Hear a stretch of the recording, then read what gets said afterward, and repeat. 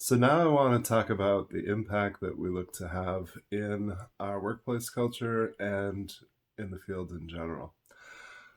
I always try to reel myself in a little bit when I'm teaching because I'm talking to people who typically don't have experience in the field.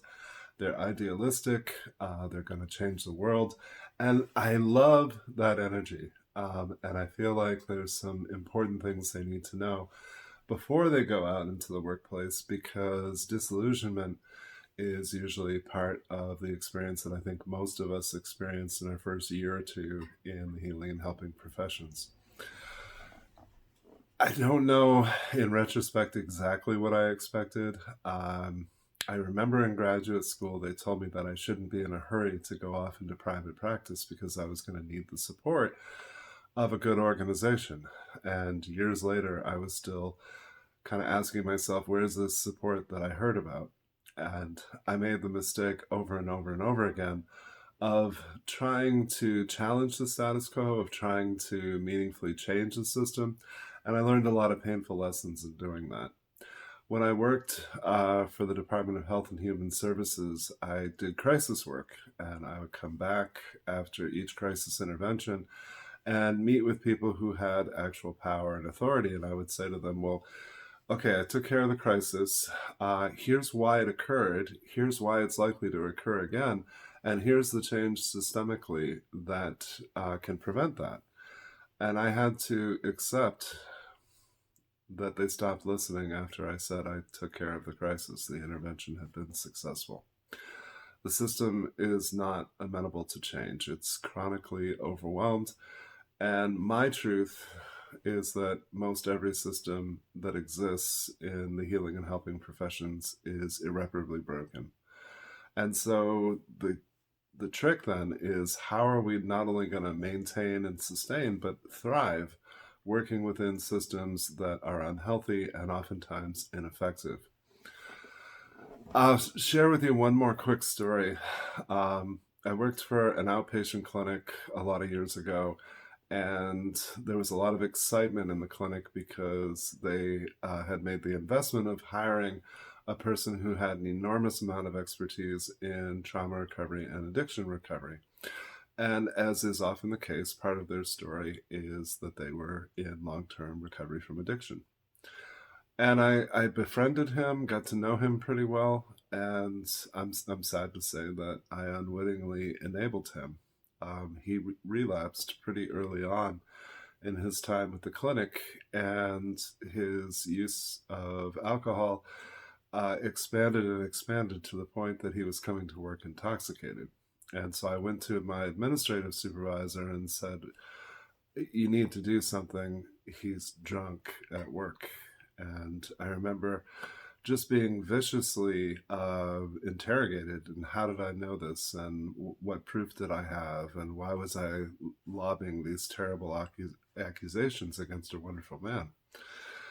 And it was the first time that I was really confronted with the parallel between the workplace and an alcoholic family. In both environments, the dynamics are very, very similar, and we're supposed to pretend that things that are upsetting or that might cause conflict are not actually occurring. In several of the social service agencies I worked for, they place an inordinate amount of meaning and required that we have lunch together as coworkers. And I have stories that I tell of how uncomfortable it was to sit with people who very clearly showed signs of living with an eating disorder or very clearly were extraordinarily uncomfortable even engaging in conversation with clinicians and case managers and folks who are fairly intuitive. And so what I learned from that was that I certainly wasn't going to change the system. And what I needed to do was find kindred spirits, find people who, like me, were seeking to get better in the work that they do, but also to get better in terms of their own mental health. And I was very fortunate. I found a few of those folks and cultivated those relationships. But this can be really difficult to do in our workplaces because it's not like we have a badge or a sign or a t-shirt that says, hey, I'm willing to be vulnerable and I'm trying to get better. So, what I learned to do was to take a very small amount of risk and share a very small amount of vulnerability, and talk about something that I was struggling with. And for folks who warmed to that or who were receptive to that, those are the investments that I made. And I'm thrilled to say that they worked out really well. And I was able to get a lot of needs met in talking about some things that I couldn't really talk to the rest of my support system about. I have a lot of wonderful people in my life, but they don't really understand the nature of the work that I do. And talking with them about working in trauma recovery, about working in addictions, and in working with people who are remarkably self destructive. Of course, those are people like me. But mainstream people don't really understand that and often get very, very uncomfortable. So the good news is we tend to gravitate towards people who do what we do for a living. And I think that's true culturally. I see that very clearly in all forms of law enforcement. I see that amongst first responders. I see that amongst nurses. We tend to gravitate like attracts like. Unfortunately, the people that we are often most comfortable relating to are people who are very similar to the type of folks that we grew up knowing. And those folks weren't healthy.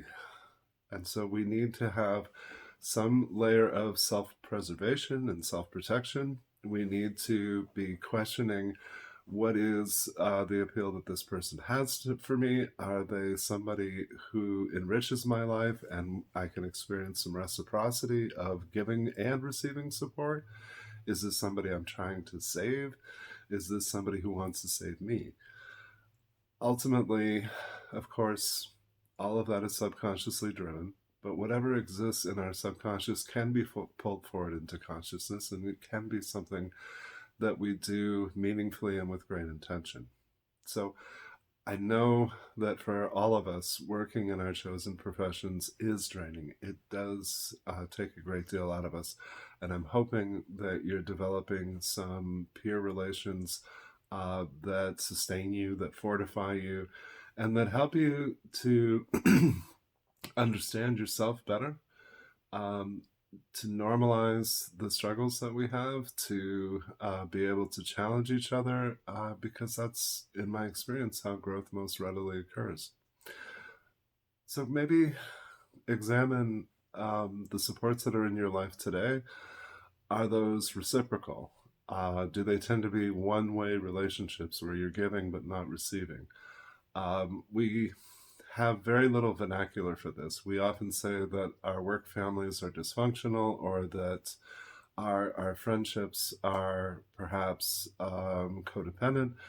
But at the end of the day, those are overused terms. And I think what's really beneficial is if I can be rigorously honest with myself in knowing what my needs are.